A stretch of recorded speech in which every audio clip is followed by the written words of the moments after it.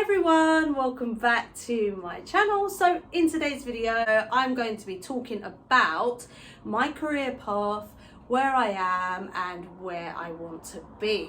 It all started off when I was younger and I always had a dream of becoming an actress. I was always like a young performer, always singing in front of the family, singing in front of the whole room. It started when I was like really young, 8-9 years old, always singing, loved to be the centre of attention. I always grew up as like a bit of a drama queen. I always wanted to get into like performing, acting, theatre and TV. That was like my dream. I finished school back in 2005. And I always had a goal of, I want to be on TV, I want to be an actress, I want to be a performer. Then I went to college in the September 2005 and I done a art and media course. I loved it because it was a bit of art, a bit of creation and a bit of media. So it was a bit of everything that I loved.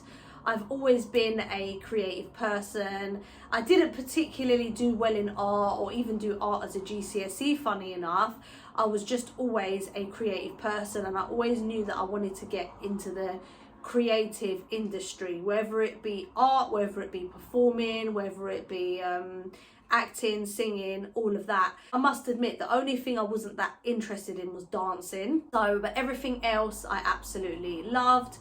I remember going to drama classes like on a Saturday when I was like 11-12 years old. I used to go with a secondary school friend. We were both like into acting and stuff. When I finished school, I then done a art and media course. I done it in college for a year and then I did a performing arts course. By the way, apologies about the road noise out there. I live on a main road. The salon is on a main road. I was always interested in acting and stuff. After the art and media course, I done a performing arts course. And then I joined a extras agency where you sign up and they call you if they need you for like an advert or an extra for a film. But I mean, the line of work was so rare, it was probably like one job a year I was getting. But yeah, I joined an extras agency. I did the performing arts course.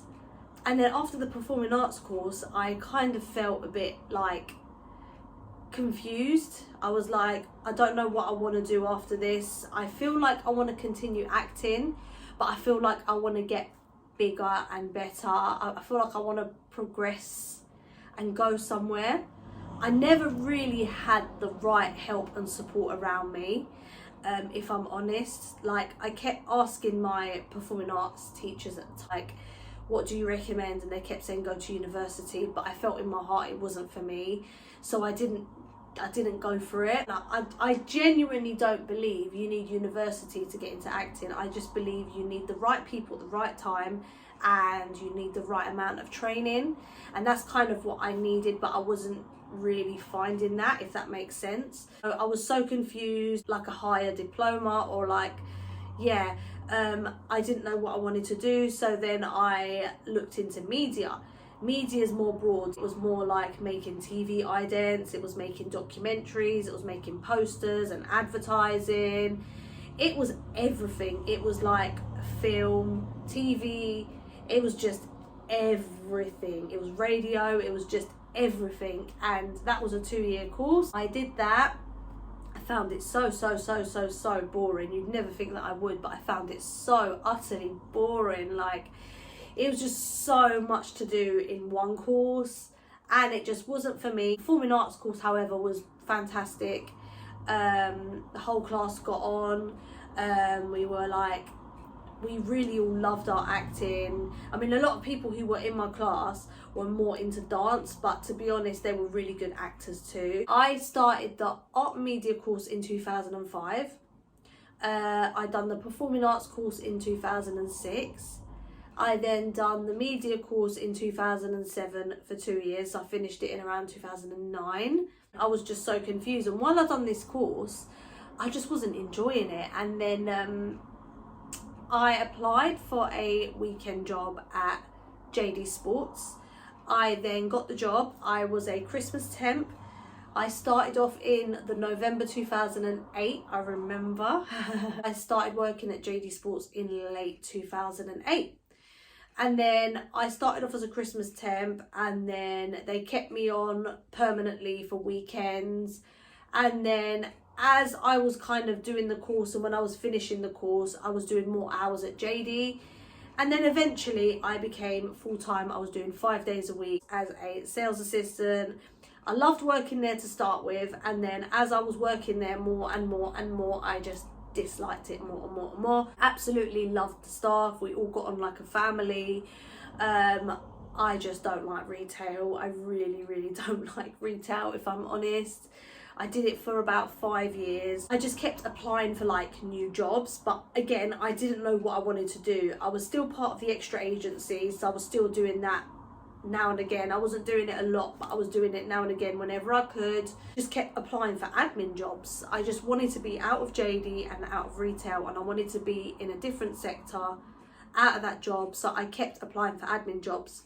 And I just didn't know if it was in my heart what I wanted to do, but I just wanted to get out of retail. I wanted something different. I wanted more money as well. You know, everything happens for a reason. Even thinking about it now, I'm like, I'm so glad I didn't get into it. I'm trying to think now.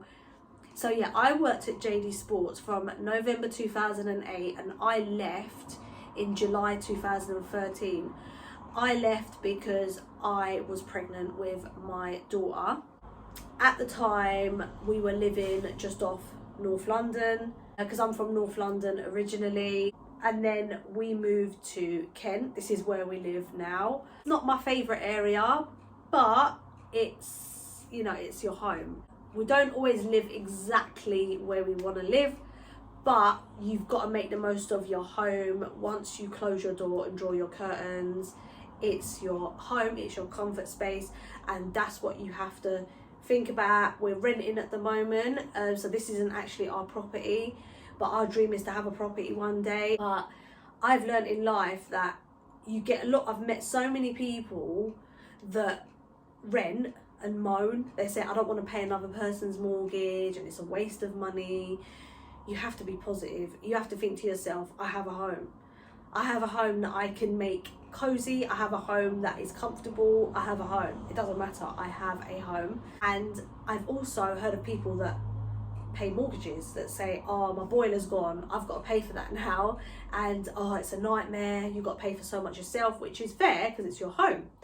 But then they say things like, oh, they would look at someone that rents and says, you're lucky that you rent because you have all your maintenance done and you've just got to worry about your rent and that's it.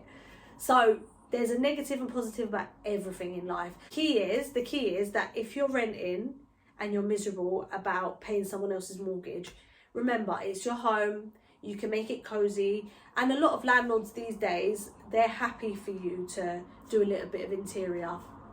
Obviously not too crazy. A lot of them don't like it when you go too crazy, and a lot of rented places are really beautiful when they're rented out as well, so you don't really need to do a lot to it. But yeah, it's always good to make the most of what you've got, and that's what we're doing at the moment. Of course, we'd love to own our home one day, which we will. Left in the July 2013. We moved from just off North London to Kent. We purely moved because the rent up here, well, it was, I don't know what it's like now, but I'm sure it still is the way it is. Like, it's more cheaper here than it is in London. But that's why we moved as well, because the rent is more affordable in Kent than it is in London. Like, you basically get more for your money here. But yeah, so that's why we moved somewhere that wasn't too far. Like I say, it's not my dream area, but one day I will live in my dream area. It will happen. Dreams do come true. Manifestations always come true as long as you believe it. It doesn't matter how it's going to come. Don't even worry about how it's going to come. It just all clicks into place. It always does. And then July 2013, I left JD. And then the September 2013, I gave birth. And then I'm trying to think. And then I was still on maternity pay. And then I think by the spring, summer, do you know what? It was so long ago, I can't remember. I could be wrong. I think it was around the spring, summertime, my maternity pay stopped. So then at the time, Isla would have been, I'm really bad at maths. So Isla was born in September, October. Yeah, so Isla would have been about 10 months old. My daughter would have been about 10 months old. This was July 2014. I started to like think I might look into getting a job. But then I thought, I don't have a babysitter, don't have family up here as well. When I became a mum, I kind of wanted independence. That's what I really wanted. Like, you want like your own money as well. You know, it's nice to have your own money. When it's your partner's birthday or your child's birthday, you want to go and get them something. You want to feel independent. You want that freedom. So I thought, what job's best for me to do? And coincidentally, I was walking up the road in the town centre and there was a Avon tent a pop-up tent up the road. I spoke to the lady, I signed up straight away. I did Avon for about a year. It wasn't that great, but it gave me something to do. It gave me a bit of money to earn. It wasn't great money at all. It honestly wasn't. And you've got to really, really push it as well. It wasn't for me, but it gave me something to do. It gave me a job to do. I could work around having a baby at the same time. But yeah, I did that for a year. And funny enough, beauty was never something I was interested in. I never, ever, ever had beauty as my dream. I never had it down as my dream. Like, I never, ever thought I'm going to go to college and do beauty. Like, when literally, like, back in the day in school, so many girls were like, I'm going to do beauty. And it never, ever interested me. Yeah, I remember years ago, I had a dream that I was working in a salon, applying gel polish, nail technician, and I was just applying gel polish. And I woke up and I was like, that was quite a nice dream, like, because I've always been a creative person, but I was always like, nah, not beauty, it's not for me. But I felt like it was almost calling me, and in a way I was pushing it away, going, no, it's not for me. In 2014, I opened up an Instagram account, like my personal Instagram account. I hadn't even had a nail account or nothing. I had nothing to do with doing nails, but I had my personal account. And then I started following Lily Allen, and she started posting up these really nice nails, and I just wanted to recreate them all. So I had a massive box like this, probably about the height of that, full of regular polishes. I didn't have any gels, I didn't have a lamp, I had absolutely no nail products other than regular polish. I've got a funny story to tell you. So when I was working at JD, I don't know if you know, but you know the seal bags that you put the money in? There was like a silver strip that you'd peel off, like a metallic chrome, like a mirror shine foil strip that you peel off to seal the bag. And I remember my boss at the time, he peeled it off, and I looked at it and I said, can I have that? And he said, yeah. And I took it and I wanted to use it to create some nail art out of it, because I thought, that is really shiny. I could probably stick that on my nails somehow and do some crazy nail art. I was always like the one to have one fingernail a different colour at work. Like, I'd have neon yellow, neon green, neon pink, neon blue, and like neon orange. Like all these different colour nails, like all of my natural nails. And everyone at work would be like, what colour have you got on today? Let me see. What have you got on today? And yeah, I was always the one that had nail polish. But it always chipped the next day. That's what was so annoying, like chipping all the time. And I was constantly redoing it. This was the generation before all the gels and hard gels and all that. But gels were around, but they were nowhere near as popular as they are now. So yeah, I was always like addicted to buying Barry M polishes. I was constantly in Superdrug buying like 3 for 2s and all the new colours. I remember when their jelly collection came out, I was obsessed. And don't forget the crackle effect as well, the crocodile skin crackle effect. How we thought that was like the next best thing. And then you think about it now and you're like, what the hell were we thinking? Like, we probably wouldn't even wear that now. But yeah, I won't actually forget a mirror shine regular polish as well. You applied it and it went on matte, and when it dried it went like a mirror effect. that one was really cool as well. But yeah, there was so many like nail trends coming out with regular polishes. I was literally obsessed with nail polish. Yeah, so like a nail stuff. So yeah, I started following Lily Allen and I saw all her rainbow ombre nails and sequin. I just went crazy. I was like, I need to order me some of those things and do them on my natural nails. That's exactly what I did. I went on to, well, funny enough, I found Lily Allen's nail artist.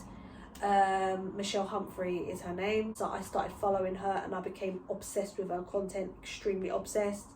I was like spam liking all her pictures.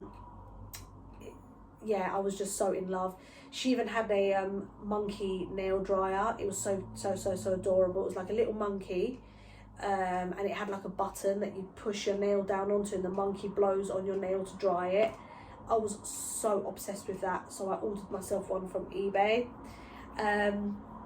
Michelle Humphrey had like loads of sequins and loads of nail art stuff all over her Instagram. So I then went onto eBay and I found loads of like sequins, gems, nail art glitters, and I just made an order. I started ordering all of it. I started playing with it with like regular polish. Even at one point, this is before I found Lily Allen's nail tech. This is before like the days when I was working in JD. I'd even like go onto eBay and buy sequins, like a packet of sequins, and like glue them onto my like natural nail all over. So I'd have like sequins all over my nails, and I was trying all sorts of stuff.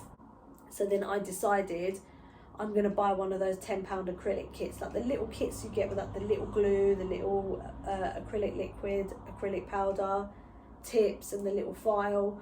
I got myself one of them kits, and yeah, I wasn't happy with the outcome, but I did my own nails. I remember doing like a ombre, like a gradient palm tree effect design with like regular polish over the top, and it was just so bumpy, and the cuticles they just weren't flush, bumps and gaps and nightmare, honestly. But yeah, I gave it a go and I absolutely loved it. So my partner said, you should do a course in it. And at first I said, no, I was very hesitant. I was like, I don't think I want to get into it. I just like doing it on myself. He said, no, I think if you'd done it, if you pushed yourself and did it, you'd really enjoy it. So in a positive way, he pushed me. I done the course and it was probably one of the best things I ever did. And I'm a nail technician now. I'm a full-time nail technician. I put my nail content on. I've got a nail content YouTube channel too. If you want to go and follow that, I will link that down below in the description box. TikTok, I'm also on Facebook and Instagram. Basically, that's how it all started for me, and that's where I am now. I do nails full-time from home, and also I do YouTube like what I'm doing now. That's also what I do because this is my dream. All of this is my dream, and I feel like it's guided me to where I need to be, because I was always into like performing, media, TV presenting and things like that, and I feel like it's actually given me the chance to like do my dream of like media and be creative at the same time. This is where I am now. My advice to anybody out there would be, if you have a dream, just go for it, just do it. Don't let fear hold you back. Just do it. Honestly, just do it. Just do it. If you feel like you want to do it, it's because it's pushing you to do the right thing. Don't feel you need to do something because you have to. Feel you should do something because you want to and you have passion in it. If you have passion for something, you should push yourself and really go for it. That's actually my career path and my career journey and my career story. I hope you all enjoyed watching. So if you want to see more content from me, please don't forget to subscribe. Thank you all so much for watching, and I will see you all in my next video.